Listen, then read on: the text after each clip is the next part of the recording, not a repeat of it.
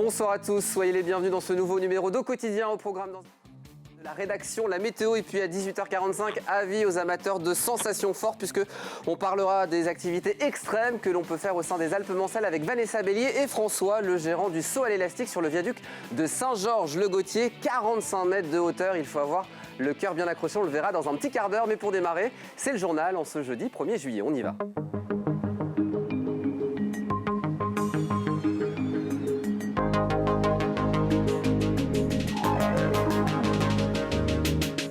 Bonsoir et bienvenue dans cette édition du jeudi 1er juillet, présentée ce soir par Hélène Galliana. Bonsoir Hélène. Bonsoir Laure, bonsoir à tous. Et au sommaire de cette édition, c'est reparti pour un mandat. Et sans surprise, Dominique Le Ménère a été reconduit ce jeudi à la tête du département de la Sarthe à l'issue d'une séance d'installation. Au Mans, certains restaurateurs et riverains n'en peuvent plus des livreurs en scooter qui traversent les voies piétonnes. La ville a mis en place des parkings pour limiter leur passage. L'invité de notre journal est le président par intérim de l'association La 25e heure du livre, Bertrand Coudreau, fait le point avec nous sur ces derniers mois agités pour l'association et sur les projets à venir. Mais on ouvre une page politique, Hélène, et c'est une page de l'écologie politique au Mans qui se tourne. La fin de plus de 20 ans de participation des Verts à la majorité municipale. Les élus écologistes seront démis de leur délégation lors du prochain conseil municipal extraordinaire organisé ce mercredi 7 juillet. En cause, un ultimatum posé par le maire Stéphane Le Foll, quitter le collectif uni qui s'est constitué en vue des élections départementales et auquel participe aussi la chef de file de l'opposition Marietta Caramanli, ou quitter la majorité du conseil municipal. Les Verts dénoncent une instrumentalisation politique dans une stratégie nationale. Écoutez Isabelle Sévère au micro d'Anthony Piton. Avec monsieur Stéphane Le Foll, c'est une vision binaire de la politique. C'est-à-dire, c'est soit vous êtes avec moi le doigt sur la couture du pantalon, soit vous êtes contre moi. C'est ça la réalité qui se passe, en fait. Donc une grande tristesse, parce que cette vision de la politique particulièrement hégémonique ne correspond pas à la vision qu'en ont les Verts aujourd'hui, en tout cas localement. Monsieur Le Foll est en train de dire les choix stratégiques qu'a fait le parti EELV 72 dans le cadre, je le rappelle, d'élections départementales. Nous ne les acceptons pas. Moi, maire du Mans, membre du Parti socialiste, je dénonce les choix démocratiquement votés par un parti politique autre qui est EELV. Et bien ça s'appelle de l'ingérence. Va-t-il falloir à un moment donné que Stéphane Le Foll nous dise aussi avec qui on doit s'allier, ne pas s'allier, avec qui on doit parler dans la rue, pas parler dans la rue. Non mais on hallucine quand même, quoi. Et ce jeudi, le nouveau conseil départemental était en séance d'installation, Hélène. Et puis sans surprise, c'est Dominique Le Ménère, président sortant, qui est réélu par les conseillers départementaux à la tête de la Sarthe. Cette session d'installation s'est tenue sereinement dans le respect des différentes étiquettes politiques. Ici, l'heure est déjà au travail. L'un des enjeux majeurs pour les élus du département cet été, aider au maximum les jeunes et les associations à se sortir des difficultés liées à la crise Covid. Et c'est vous, Laure Gérard, qui vous êtes rendu à cette session.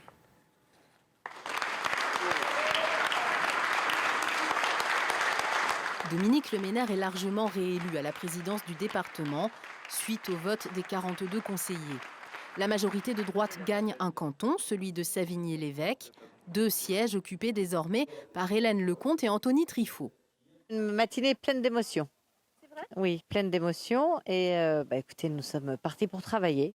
Forcément, moi, je mets un point d'honneur sur cette jeunesse. Voilà, la citoyenneté, on a entendu en effet des propos aujourd'hui qui font réfléchir.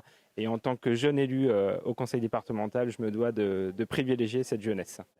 Anthony Trifot présidera la nouvelle commission jeunesse. Le conseil départemental souhaite montrer aux jeunes qu'il n'est pas qu'un portefeuille pour les collèges et l'éducation, mais bien pour la citoyenneté au sens large. On va mettre en place une aide pour les brevets de secourisme, le BAFA et beaucoup d'actions en fait qui vont viser à redonner de la visibilité de l'action du département auprès des plus jeunes qui sont des futurs acteurs de la vie publique. Cet été, les élus vont œuvrer pour venir en aide aux associations et aux jeunes impactés par la crise sanitaire. On va amplifier cet accompagnement parce que j'étais à une assemblée générale il n'y a pas très longtemps, 30% des adhérents n'avaient pas renouvelé. Et donc il faut être là pour que ça redémarre. Et effectivement, il y aura à la fois cet aspect financier, mais pas seulement. Le visage du conseil départemental change peu. 28 élus de la liste Ensemble pour la Sarthe, menée par Dominique Leménaire, 10 de gauche, PS communiste, liste Osons la Sarthe à gauche, et 4 du mouvement uni, écologiste et solidaire, présidé par Hélène Debost. De l'avis de cette dernière, l'opposition de gauche est écoutée au sein des commissions dans lesquelles elle siège. En n'étant pas par principe contre, mais en allant proposer des choses. Par exemple, sur la lutte contre les violences sexistes et sexuelles, finalement, peu d'autres proposent des choses. Je suis convaincue qu'en arrivant avec des propositions construites, j'arriverai à obtenir des choses, j'en suis certaine. Les membres de cette nouvelle assemblée départementale sont élus pour les 6 années à venir. Allez, vous l'avez peut-être remarqué, les livreurs à scooter se sont imposés dans les rues du Mans, du centre-ville, n'est-ce pas ? C'est une situation qui s'est amplifiée depuis la fin du premier confinement. Chaque jour, les 2 roues motorisées perturbent le quotidien des riverains, mais aussi des restaurateurs qui doivent parfois traverser des zones piétonnes pour rejoindre leurs terrasses. La municipalité a matérialisé 5 zones de stationnement qui leur sont dédiées autour de la place de la République. À ce jour, l'heure est encore à la prévention. Margot Bianco. On va vous passer l'information progressivement. En fait, on a créé 5 aires de stationnement de façon à ce que vous puissiez vous stationner autour de la place de la République. À l'heure du déjeuner, il n'est pas rare de voir les livreurs à scooter slalomer entre les passants. Consciente de la gêne occasionnée et sous l'impulsion de plaintes de restaurateurs, la mairie a aménagé et rematérialisé 5 zones de stationnement autour de la place de la République pour réguler le trafic des 2 roues motorisées. On n'a pas voulu, dans un premier temps, verbaliser. Ce qu'on souhaite, c'est vraiment faire de la prévention et de l'information. Donc on va diffuser cette information, on va avoir toute une période pendant laquelle les livreurs vont être informés de ces emplacements qui sont mis à leur disposition et des nouvelles règles qui s'appliquent. Nouvelles, anciennes règles, puisque le lieu est interdit à la circulation. Donc au fur et à mesure, de cette manière, on souhaite faire évoluer les pratiques de ces livreurs de façon à ce que tout le monde s'y retrouve, que ce soit les restaurateurs, les clients, les riverains et eux-mêmes, puisqu'ils pourront travailler dans de meilleures conditions. Après la phase de prévention, l'heure sera à la verbalisation pour les récalcitrants. Interrogés, les restaurateurs ne sont pas encore en mesure d'évaluer les résultats de ces renforcements. Bertrand Coudreau est l'invité de notre journal. Il est président de la 25e heure du livre, Hélène. C'est un président par intérim qui se présente à nous ce jeudi soir. Bonsoir Bertrand Coudreau. Bonsoir. Le 5 mai dernier, Denis Piel, président de l'association de la 25e heure du livre, depuis quelques mois seulement, a démissionné. Avec lui, il a emporté plusieurs membres du bureau. Ce sont des démissions qui font suite à la volonté de la ville de reprendre en main le salon. Et c'est alors qu'une directrice artistique a été nommée. Sylvie Rostange vient de condenser ces derniers mois en quelques secondes. La ville a souhaité se réapproprier ce salon. Vous le comprenez ? Je le comprends. Personnellement, je le comprends parce que moi, je suis arrivé dans cette association. Je suis rentré au bureau seulement au mois de mars de cette année. Donc moi, j'étais adhérent avant, mais ça s'arrêtait à peu près à ça. J'ai été un petit peu au conseil d'administration. Et donc, je ne savais pas trop comment ça fonctionnait en interne. Mais il semblerait un petit peu, il y avait une espèce de ronronnement depuis quelques années. Le salon était... Voilà, il fonctionnait comme ça, gentiment. Enfin, c'est ce qu'on m'a dit. Et à la mairie, ils avaient, disent-ils, alerté la 25e heure plusieurs fois en disant ce salon, il faut l'organiser autrement. Et donc, si vous ne le faites pas, c'est nous qui allons le faire, quoi, en gros. Et donc, à un moment donné, ils ont tranché, ils ont dit on prend en main le salon, c'est désormais la ville qui... Donc, je peux comprendre leur décision. Et en même temps, je comprends aussi le désenchantement des adhérents, parce que tout à coup, ils disent on nous vole notre bébé, quoi, on n'a plus rien, quoi, on devient quoi ? Il va y avoir des changements, voilà. Mais justement, il le fallait, ce nouveau souffle. Je pense, à mon avis, que c'était une nécessité. Il aurait été mieux que ce soit que ce soit la 25e heure qu'il le fasse. Mais maintenant, c'est fait. Moi, c'est un peu mon sentiment, c'est que continuons à faire un salon et puis améliorons-le si on peut, en travaillant avec la ville. Et c'est là, effectivement, il y a une scission. Il y en a qui ont dit, bon, c'est un divorce. On doit rompre avec la ville. Mais justement, vous arrivez à travailler avec la ville, puisqu'au début, la ville devait organiser ce salon, puis petit à petit, vous arrivez à prendre part à certaines décisions ? Très clairement, nous, pour l'instant, la ville ne nous laisse que la partie jeunesse. Bon, donc, en tout cas pour cette année, on n'organise que ça. L'année prochaine, je suis incapable de dire comment ça va se passer. Là aussi, la ville va peut-être nous dire, vous continuez avec la jeunesse, puis vous ferez rien d'autre. peut-être.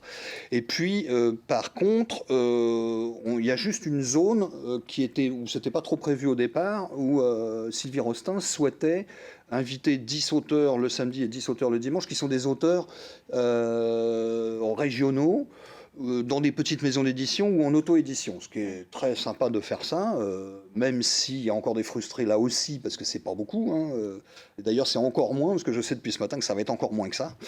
Donc là, j'y participe à ce truc, mais voilà, sans plus. Hein, c'est pas moi qui détiens le pouvoir non plus là.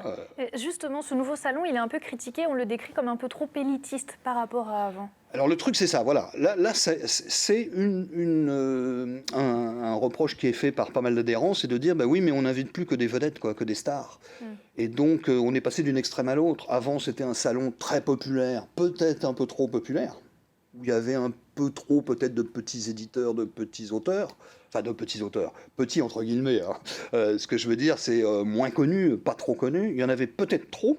Et là, maintenant, on passe à l'inverse, à l'autre extrême. Et voilà, là, il va peut-être falloir progressivement trouver un juste milieu, quoi. Et puis vous pensez aussi à l'après, un autre salon pourrait peut-être voir le jour au printemps? Justement par rapport à ça. C'est-à-dire que nous, on s'est dit, puisqu'on n'a plus le salon d'octobre, et que là-dessus c'est définitif, hein, c'est même plus la peine de rêver, on ne reviendra pas en arrière, c'est trop tard, eh ben, on pourrait peut-être faire, nous, un salon au printemps qui est un salon où on invite justement ces petits éditeurs, des auteurs régionaux, des associations culturelles qui travaillent là-dedans. Et là, pour le coup, on rééquilibre un petit peu comme ça dans l'année. Il ne viendrait pas concurrencer, mais vraiment équilibrer l'offre culturelle. Ça, c'est très clair. Moi, j'ai dit à la mairie qu'on ne faisait pas ça pour les concurrencer. C'est au contraire pour compléter. Prochaine édition, printemps 2022, si je vous entends. J'espère bien. Eh bien, écoutez, le rendez-vous est pris. Merci beaucoup, Bertrand Coudre, d'avoir été avec nous. C'est moi qui vous remercie. Merci. Et on parle à présent d'un concours qui fait notre fierté d'être sartois, Hélène, notamment dans une commune du Nord-Sarthe. Hein. Tout à fait. On prend la direction de Fresnay-sur-Sarthe qui participait au village préféré des Français, présenté par Stéphane Bern. On vous avait montré des images lors du tournage, vous les voyez. La diffusion et le résultat étaient donnés ce mercredi soir et la petite cité du nord de la Sarthe s'en est très très bien sortie. Elle termine sur le podium à la 2e place, juste derrière Sancerre dans le Cher. Alors autant vous dire qu'être sur le podium, cela a ravi la maire de Fresnay-sur-Sarthe, Fabienne Labrette-Ménager. Écoutez-la. Oui, mieux que les Bleus quand même. Hein. Moi, non, je suis très très contente parce qu'arriver 2e, c'était inespéré, être finaliste. J'ai pensé tout de suite à Sarah Mingui, vous savez, celle qui a gagné, qui était en 2e position à Top Chef, qui était aussi des Pays de la Loire. Je crois que je vais l'inviter à Fresnay pour faire un repas ensemble. Alors c'est vrai que ça va apporter une reconnaissance, je dirais, nationale et régionale parce que finalement, la ville de Sancerre est déjà connue mondialement, mais nous, on n'est pas du tout connus. Donc c'était vraiment le petit pousset, là, donc, dans le nord-ouest de la France. Et c'est vrai que ça va nous apporter beaucoup, oui, une reconnaissance. Et puis, c'est aussi une reconnaissance du travail effectué avec ma collègue qui est adjointe au patrimoine. Et ça fait des années qu'on travaille sur le patrimoine et on est quand même content d'avoir cette reconnaissance. Et voilà, c'est la fin de ce journal. Une petite page de pub, la météo et un clin d'œil à Aurélien Legendre que vous retrouvez tout de suite dans Au quotidien la suite.